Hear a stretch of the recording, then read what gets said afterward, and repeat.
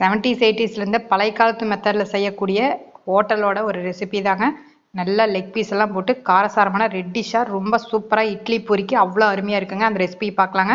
இப்போ சட்டியில் ஆயில் விட்டு இப்போ இதில் வெங்காயம் ஒரு பெரிய வெங்காயம் கட் பண்ணி போட்டிருக்குங்க. அதுக்கப்புறம் சின்ன வெங்காயம், பெரிய வெங்காயம், பச்சை மிளகாய், இஞ்சி பூண்டு பேஸ்ட்டை வந்து அரைச்சி வச்சிருக்கேன். இப்போ அதையும் உள்ளே போட்டேன். இதில் எங்கள் வீட்டு குழம்பு மிளகாத்தூள், அதாவது காரத்துக்கும் கலருக்கும், அதுக்கப்புறம் மஞ்சத்தூள், ஒரே ஒரு தக்காளி, இதுக்கு தகுந்த உப்பு, சிக்கன் கட் பண்ணி வச்ச சிக்கன் எல்லாமே பெரிய பெரிய பீஸாக போடணுங்க.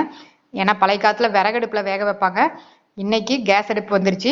இப்போ கேஸ் அடுப்பில் இப்போ இதெல்லாம் போட்டு நல்லா ஒரு அரை மணி நேரம் தண்ணி விட்டு வேக விட்டுறலாங்க. நல்லா கலந்து விட்டுட்டு இப்போ ஒரு மசாலா அரைக்கணும். இதில் தேங்காய், அதுக்கப்புறமா பொட்டுக்கடலை, பட்டை, கிராம்பு, மல்லி, அதுக்கப்புறம் அன்னாசிப்பூ, கொஞ்சம் சோம்பு, இதை மட்டும் போட்டு அரைச்சி எடுத்துருக்குறேங்க.